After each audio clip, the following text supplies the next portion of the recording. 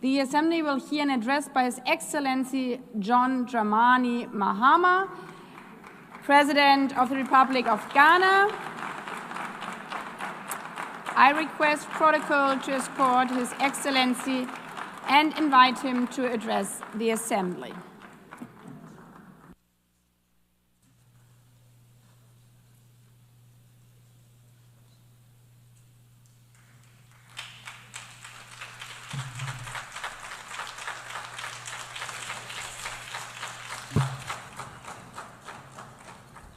Thank you, Madam President, Mr. Secretary General, Excellencies, ladies and gentlemen.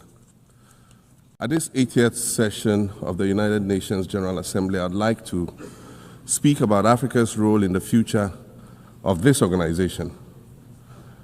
However, it's impossible to do that without first considering the collective role that Africa played in its founding, which was small and relatively insignificant.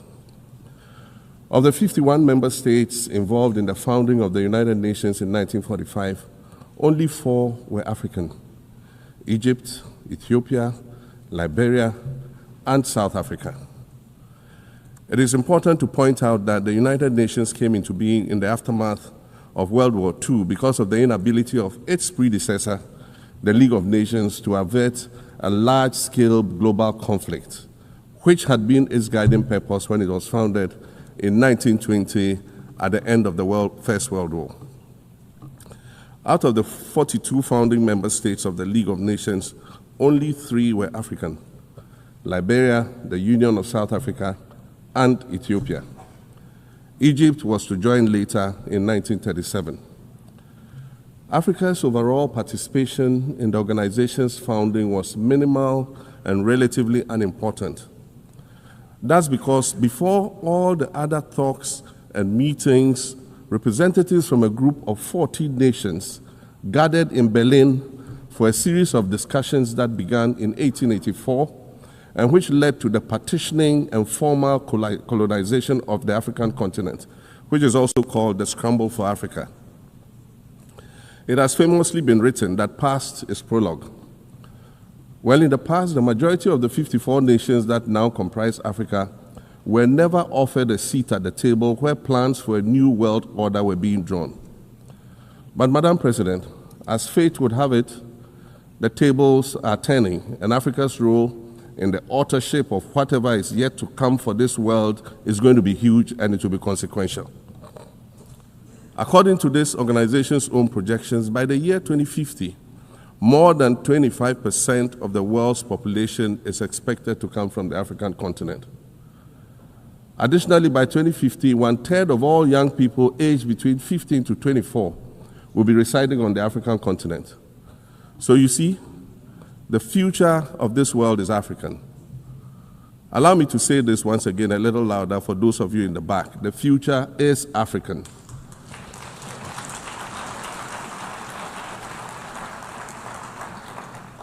Already today, Africa is a catalyst for human potential and development, as well as for economic reform and ecological stability.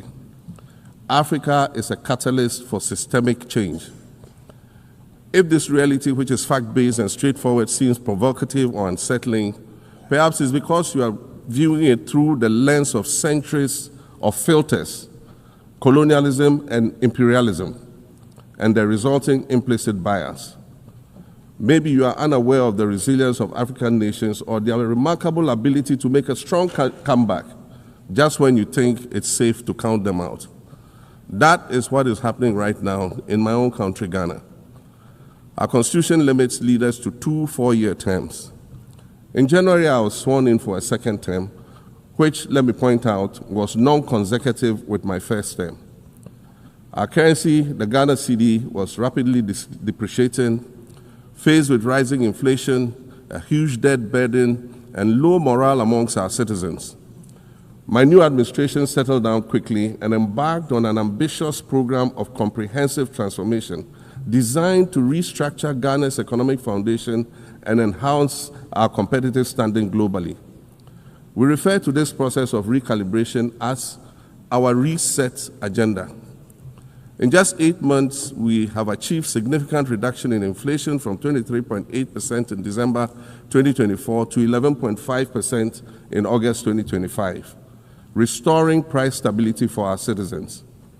Additionally, our currency, the Ghana cedi, has appreciated considerably against other currencies, with Bloomberg reporting it as the best performing currency in the world at one point. Our improved sovereign credit rating reflects increasing investor confidence in our economy, and our 24-hour economy initiative promises to transform our economy. And there's a renewed willingness amongst our people to trust that their elected officials have Ghana's interests at heart and that we're progressing together. Madam President, I believe that in honor of this milestone celebration, the United Nations should also embark on a process of serious recalibration and establish its own reset agenda. Since the organization's founding, the number of UN member nations has nearly quadrupled. And quite frankly, it is not the same world that it was back then when the UN was formed. I mentioned earlier that I began my second non-consecutive term as president this past January. My first term ended in January 2017. In that span of time, 8 years, the world has changed with such ferocity. My first days in office after my return felt as though I had just awakened from a Rip Van Winkle-style sleep. Now, no, that was only after 8 years. Imagine then what it will be like after 80 years since the founding of the United Nations. In 1945, the sun had not yet set on the largest empire in history. The most common mode of international travel was by sea. The personal computer had not been invented, let alone made portable. And television, a new convenience, was still in its infancy, albeit in black and white color. Relations between the US and the Soviet Union were turning frosty, with Winston Churchill declaring that an iron curtain has descended across the European continent. Fast track 80 years on, in today's world, hundreds of thousands of commercial flights take off and land every day. Libraries have been digitized so that volumes of literature can exist on a small device, small enough to fit inside your pocket. We live in a world of cryptocurrency, artificial intelligence, social media, the internet and its dark hidden dungeon of the dark web, all of which carry a potential threat to global peace and security. Climate change is real, and we're fighting a losing battle against the loss of Maldives and other island nations to the rising sea level, against the loss of Timbuktu to desertification and the Amazon forest to global warming and deforestation. Madam President, the UN Founding Charter is outdated when it comes to representation in this August Assembly. The most powerful post-World War II nations are still being rewarded with an almost totalitarian guardianship over the rest of the world. And yet, the first sentence in Chapter 2, Article 1 of the UN Charter declares that the organization is based on the principle of sovereign equality of all its members.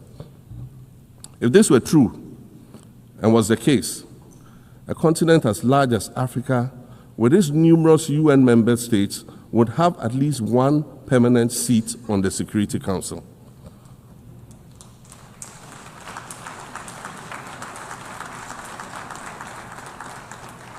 Furthermore, we believe that veto power should not be restricted to only 5 nations, nor should it be absolute. There must be a mechanism in this House for the General Assembly to challenge a veto. No single nation should be able to exercise an absolute veto to serve its own interests in a dispute. In 1995, during the 50th anniversary of the United Nations, Nelson Mandela stood in this very spot, and he said, "The United Nations has to reassess its role, redefine its profile, and reshape its structures. It should truly reflect the diversity of our universe and ensure equity among the nations in the exercise of power within the system of international relations in general and the Security Council in particular. I close quotations. 30 years later, we African leaders are still making the same simple request for a permanent seat on the Security Council with the power of a veto. So today, Madam President, I stand here in this exact spot and ask the world, if not now, then when? We demand not only a reform of the Security Council, but also a reset of the global financial architecture, which is currently rigged against Africa. Africa must have a greater say in the world's multilateral financial institutions. And while I'm making requests, I'd like to call for the removal of the blockade on Cuba. As Dr. Kwame Nkrumah, our nation's founder, famously said, we seek to be friends with all and enemies to none. The Cuban people shed their blood on African soil in the fight against apartheid. And indeed, Cuba has been and continues to be a faithful friend of Africa.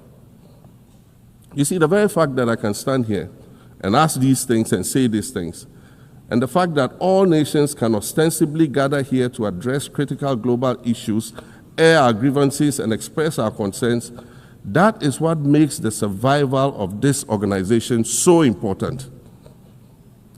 In every old city or village, you will find a town square, or a courtyard, or a plaza that once served as a gathering space for the citizens of the community and their leaders. Meetings and celebrations were held there, as were trials and elections. And these were spaces that brought people together and held them together as a community.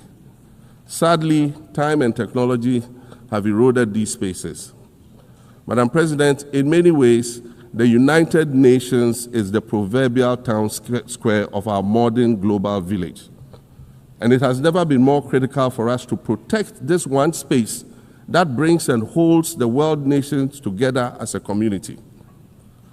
The internet, social media platforms, and artificial intelligence offer us the illusion of connectivity, when in fact what they do is reinforce isolation by using algorithms that ensure that we do not receive new ideas and perspectives, but rather more of the same content. We are served alternative facts and manipulated images, making it easy to disseminate disinformation and sow seeds of division amongst communities. Madam President, these are dangerous times. Our world is currently experiencing a rise in nationalism and economic instability. There's a general breakdown of multilateralism.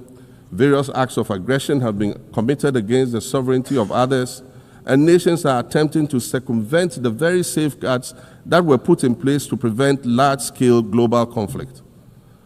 These conditions are all too similar to the ones that led to the League of Nations' failure in fulfilling its mandate. The denial of visas to President Abbas and the Palestinian delegation sets a bad precedent and should be deeply worrying to all member nations of the United Nations. Ghana recognized the state of Palestine in 1988 and supported a two-state solution to the conflict since then. And I say, contrary to the claims of some, a two-state solution would not be a reward for Hamas.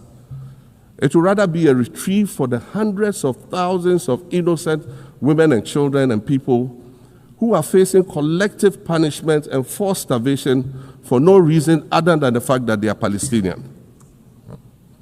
For nearly 2 years and for the fear of reprisals, we here in this General Assembly have been playing hide and seek with language to find the right words to help us avoid or excuse what we all know is taking place in Gaza. But here's the thing, it doesn't matter what you call it. If it looks like a duck, it swims like a duck, and quacks like a duck, well, then it must be a duck. The crimes in Gaza must stop.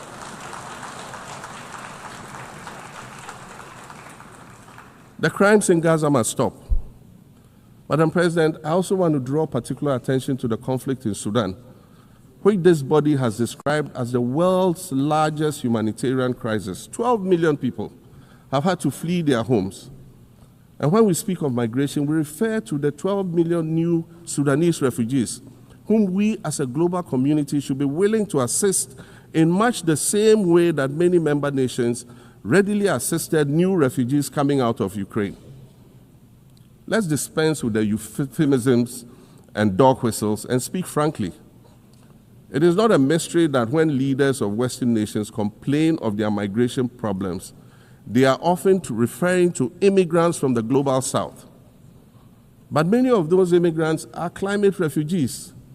And interestingly, the global north emits 75% more greenhouse gases than the global south.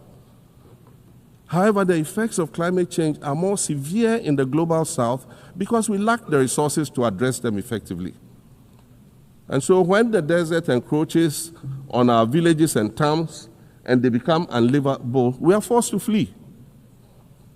Warsan Shire, a Somali-born prophet, a Somali-British poet born in Kenya to Somalian refugee parents, was London's first youth poet laureate. She writes in her poem titled Home. And it says, you have to understand that no one puts their children in a boat unless the water is safer than the land. No one bends their palms under trains beneath carriages. No one spends days and nights in the stomach of a truck feeding on newspaper unless the miles traveled mean something more than just a journey. Madam President, we cannot normalize cruelty. We cannot normalize hatred. We cannot normalize xenophobia and racism.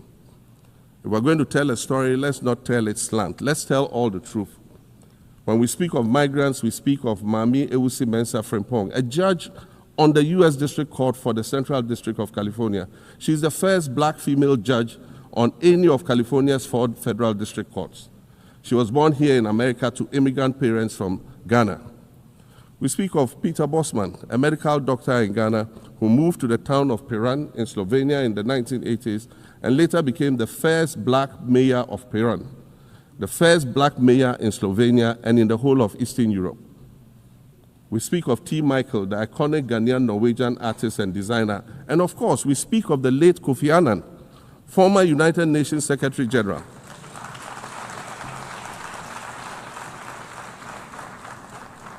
Former United Nations Secretary General and Nobel Peace Prize recipient, who was born in Ghana but spent his adulthood in various places in America and Europe. These are people who have brought great distinction to the countries that they decided to call home. Just as the migrants and the children of migrants before them did, I dare say these are not invaders. These are not criminals. Madam President, the slave trade must be recognized as the greatest crime against humanity. As the African champion on reparations, Ghana intends to introduce a motion in this August body to that effect. More than 12.5 million Africans were forcibly taken against their will and transported to create wealth for the powerful Western nations. We must demand reparations for the enslavement of our people and the colonization of our land that resulted in the theft of our natural resources, as well as the looting of artifacts and other items of cultural heritage that have yet to be returned in total.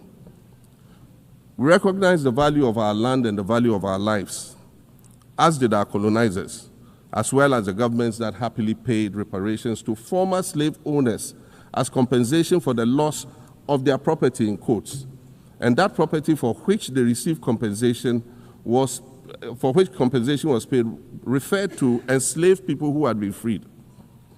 Madam President, an increasingly insecure world is witnessing upward spending on defense budgets of bilateral partners and steep cuts in official development assistance.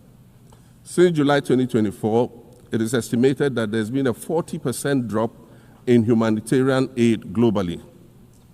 In this era of global uncertainty, Africa must exercise sovereignty over its natural resources to raise the necessary funds to ensure the well-being of its citizens. The days of parceling out vast concession areas to foreign interests for exploitation must come to an end. We'll continue to welcome foreign investment, but we must negotiate better for a bigger share of the natural resources that belong to us. And we must insist on value addition to these resources. We're tired of the continued image of poverty-stricken, disease-ridden rural communities living at the periphery of huge foreign-controlled natural resource concession areas. We're tired of having people extract the most they can from us and in return offer us the very least by way of respect, consideration, and dignity. We're tired of not being represented in ways that reveal the richness and complexity of our history or acknowledge all that we have overcome to arrive here in this liminal space of untold possibilities. Allow me to echo the Indian-American writer Arundhati Roy, who wrote, "Another world is not only possible, she is on her way. On a quiet day, I can hear her briefing." I want to add that for the sake of Africa, and quite selfishly for the sake of my 18-year-old daughter, I hope that this new world that is arriving is a place of safety and equality for women and girls. To succeed, we must empower everyone, including women and girls, to reach their full potential. In closing, Madam President, I'd like to congratulate you on your election to preside over this historic 80th General Assembly and on being the 5th woman to hold this distinction. I'd also like to congratulate Her Excellency Nana Jane Opoku-Agyeman on being the first woman Vice President of Ghana.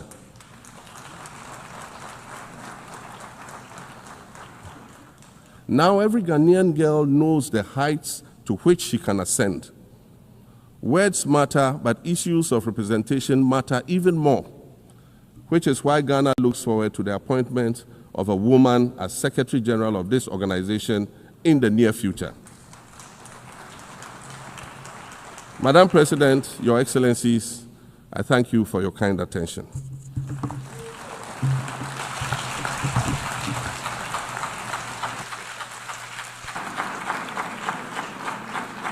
On behalf of the General Assembly, I wish to thank the President of the Republic of Ghana.